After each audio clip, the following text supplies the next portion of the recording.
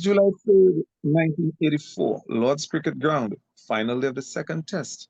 England posted 342 and was certain they had done enough. But what happened next was not just a chase, it was a statement. A Caribbean storm swept through cricket's most hallowed ground, and it had a name: Blackwash. I am Robert Charles, and with me in the studio is a renowned historian, Riza Abbasali, and this is another episode of Caribbean Sport Gallery. Each week, this podcast explores the untold stories behind Caribbean sports: cricket, football, basketball, track, and beyond. From athletes' profile to game-changing moments, cultural movements to economic impact. We dig into the victories, the controversies, and the legacy of sport in the islands. Whatever the episode, you're going to learn something you won't find anywhere else. Trust us in Caribbean Sports Gallery. Let us start uh, at Lord's July 3rd, 1984. Reese, you're there, right? Yes, Robert. Yes, sorry. So we're going to start Lord's July 3rd, 1984. What did that victory feel like? Not just the term cricket, but culturally, emotionally, politically, for the Caribbean people watching around the world. Robert, great to have you here again at Caribbean Sports Gallery. Yeah, I know I And just dive in at you, right? But I'm excited. yeah, listen, man, I just want to give you a backdrop to this test series. Five test series, July, August Mhm. 1984, led by the indomitable Clive Lloyd, West Indies captain. In fact, 1984 was his last test year because Oh, after yeah. the West Indies went to England in 84, they went down to Australia for a five test series, which they won 3-1. And that was Lloyd's last test series in Australia. But back to the Blackwash. What a moment in West Indian cricket history. And for the people of the Caribbean who flocked all the grounds in England, it was a memorable, unforgettable moment. I just to give you a backdrop, I was studying in the United States of America, Minneapolis, Mhm. Minnesota, back in 1984, which was my last year as I read for my degree in economics. And I Oh, remember reading about this test match in the English newspapers in an American library. And when I read this unbelievable victory, because West Indies were chasing at Lords on the 3rd of July, 1984, 342 for victory. And when I read that, how they achieved that, it was an incredible feeling. Because I was conveyor of news, cricket news or otherwise, to my Caribbean colleagues in oh, Minneapolis, wonderful. Great. Minnesota. And I Mhm. could tell you, man, they were so overjoyed to hear about that victory. So it really started, as I mentioned, in the last day, West Indies were given 342 to make in what just 5.5 hours, and they lost Haynes early. And would you believe Gordon Greenidge was joined by Larry Gomes, not Viv Richards, and Larry they Gomes. had chances. And they would you believe that they achieved this goal with 11 overs to spare, 344 for one. And I have Greenidge's stats 214. 214, a majestic innings. Sorry, I said that was majestic, 214. in 242 balls, 29 fours and two sixes. It was unbelievable. When you look at the videos of this man's, shot making, um, and supported by Larry Gomes, 92 not out, on broken stand of 287 for the second wicket with 11 overs for spare. It was an unmistakably great moment But you know, in West Reese, Indian cricket history. Larry made 92. Um, you know, do you think that that 92 was the 214 may have overlooked that 92? But I think from there on, or even before that, Larry, he was known as Mr. Dependable. You could depend on Yes. Larry to save your test, win, lose, well, win or draw, not lose. But why do you think he would have come in then at number 3 instead of Viv Richards? And what would have made him that perfect partner on that day? Well, you mentioned that the top demand was Mr. Dependable. The talk is, and the explanation is, well, why did Viv Richards not come in at number 3? Because you needed that. I mean, Greenidge was already in the rampage, Robert, right? And to have another rampage next to Greenidge, I hear you. Somebody would have probably want to out hit the other. So you had the steadiness and the of Larry Gomes. I mean, it was an innings of what we call solidness. I remember Clive Lloyd telling me about it when I asked him about Larry Gomes at Charlieville Presbyterian Gong back in 2013. I said, what about Larry? Said, oh man, Larry was solid as a rock. That's the word he used. And there was Larry taking his fours and singles and pushing and, as you know, creating the deflections and gaps. And there's the scoreboard. And he was a stabilizing force. As I mentioned, Greenidge was in the rampage. Yeah. And I mean, and it was, as I said, the match was over with 11 overs to spare. Larry Gomes. I just mentioned to you, Larry Gomes' average against England in 16 tests is 44.5 naught, and Greenidge's test average in 32 tests against England is 50.39. So that was a pair really that catapulted West Indies to that famous victory at Lord's. Because 342, and we know about what the West Indies team at that time, what they could have achieved or what they would have done. And, most people were thinking, okay, we're going to draw. But no draw. A victory came out of nowhere. And what do you think would have gone through the psyche of the English players there and then? Knowing that we have 342, they can't make that runs, man. We will draw. Well, that's a very good question, because I remember reading in the English newspapers some of the English press comments, the one-man wrecking crew, which is referring to Gordon Greenidge. But I think I have a description of it by Chris Broad, who was in that match. Broad is saying, as far as the result was concerned, it was a disaster. We lost a game we should have won, but Greenidge pulled a big one out of the bag. That innings taught me a bit about being a test match opener. That is the words of Chris Broad. So, the English themselves were in awe. They were in awe.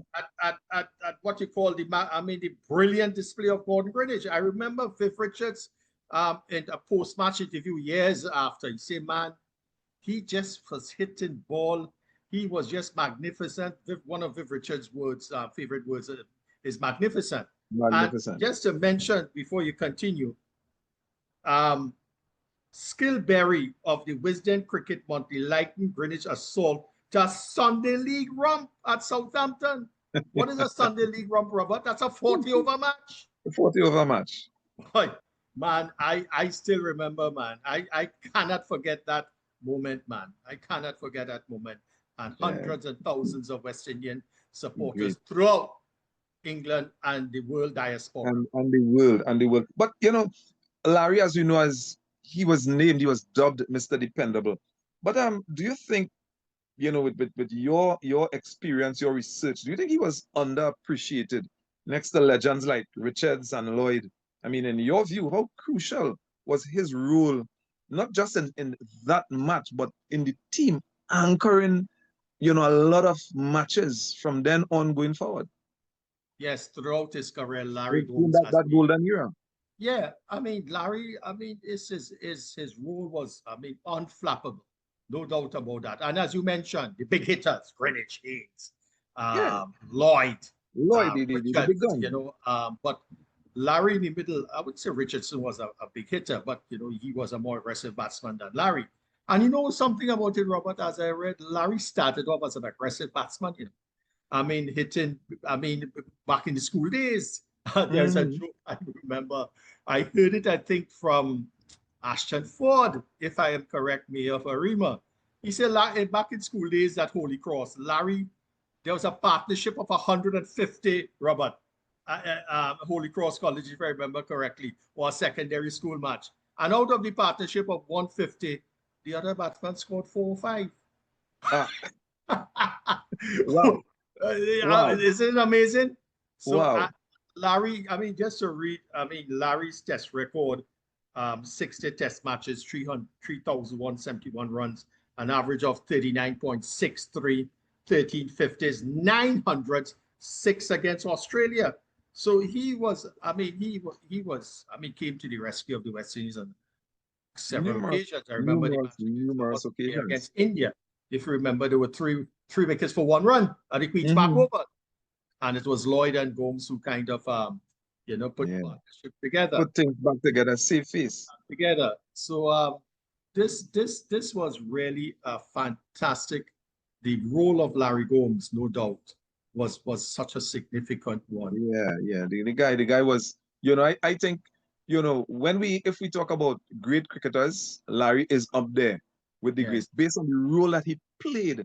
Because I remember, as a child in school, a young guy, when you talk cricket, and if Larry go in and Larry didn't score, then you hear people talking, hey boy, we in trouble, Mr. Dependable not there. Larry didn't make it, But he showed the world that, listen, when it comes to saving a game or winning a game, he had what it took then. But that match, we had the fast bowlers watching on Marshall, Holden, Garner, Batiste. They were looking at this run chase from the dressing room. But how do you think these guys would have felt then, knowing, those guys were known for tearing up, mashing up batting lineups, and to watch the batsmen then do the dismantling instead. What do you think would have been going through those guys' minds? Well, again, as I mentioned, I mean, they sat down there, and you mentioned Garner, Marshall, Batiste. I'm not seeing Holden in this match. Yes, he didn't play.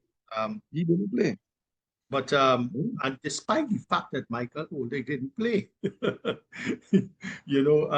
substitute bowlers of Small and Batiste did their part. And I mean, for fellas like Small and Batiste, who did not play so many or very few matches for the West Indies, I mean, to see this kind of display unearthed and fashioned by one of the greatest West Indian opening batsmen, that themselves would have been a lesson for them in terms of how do you bowl a guy who's in that kind of mood. Kind of mood. Yes. And just to mention, the West Indian team was Greenidge, Haynes, Gomes, Richards, Lloyd, Dushan, Marshall, Batiste, Harper, Garner, and Small. I mean, it would be remiss of me if I didn't mention that in the West Indies second innings of 205, Ian Botham took 8 for 103.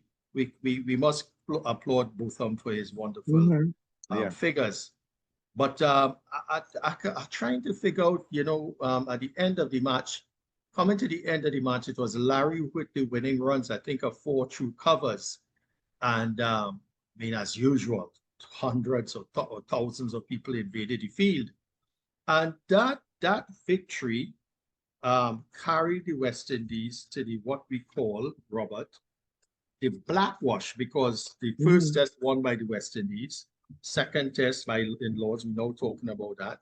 The third test at Leeds by 8 wickets, the fourth test at Manchester by innings and 64 runs, and the fifth test at the Kennington Oval in London, West Indies won by 172 runs, creating what we call the infamous or famous blackwash, the other term for whitewash.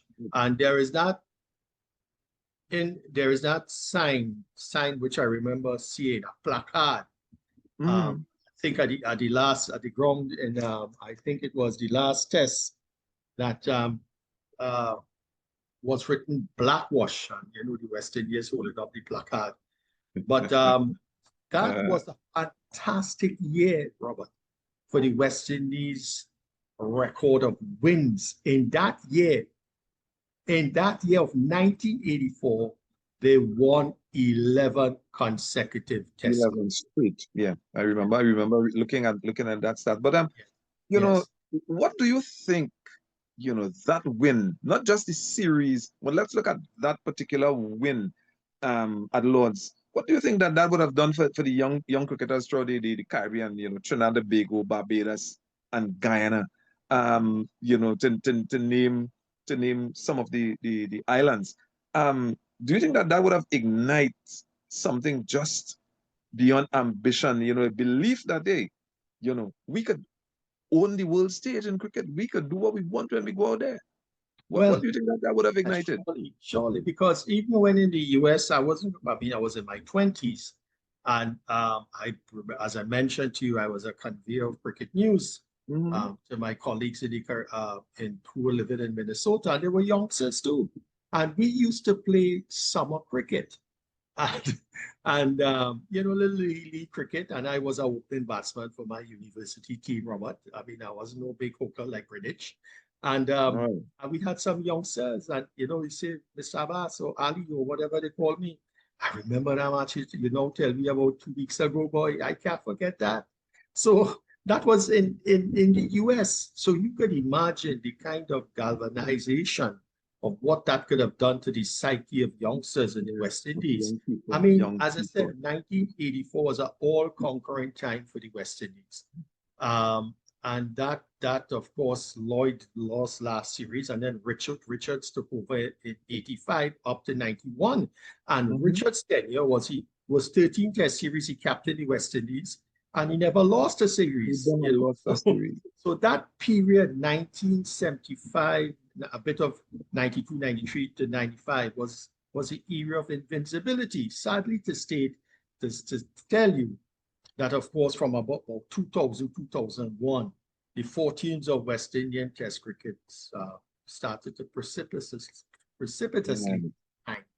And we know what is happening right now in the last 20 years. Well, boy, that era, the emotions and galvanization of people's interest in cricket, young people's, would certainly need to say conspicuous to describe it.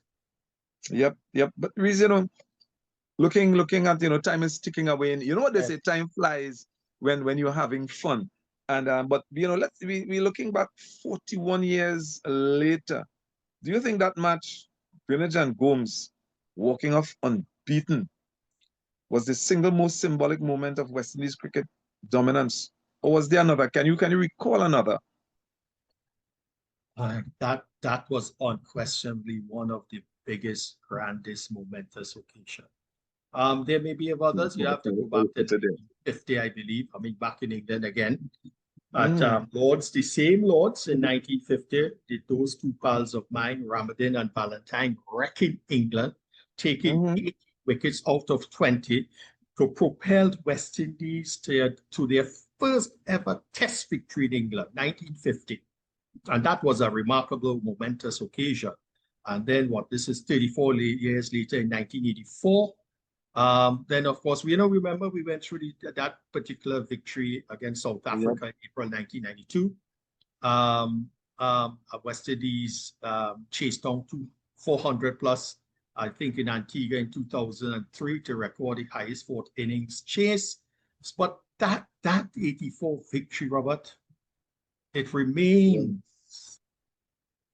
in the footprints of time. If a tidal wave runs through that victory on the sand, it will still remain there after 41 years. And I like how you put that. If a tidal wave runs through that victory. So Reese, we're gonna definitely look for a tidal wave to run through Caribbean Sports Gallery, because we want to be victorious as we go. So to our fans out there, we are wrapping up another episode of Caribbean Sports Gallery. Reese, as usual, bro, it's been wonderful. I enjoyed this little bit of history.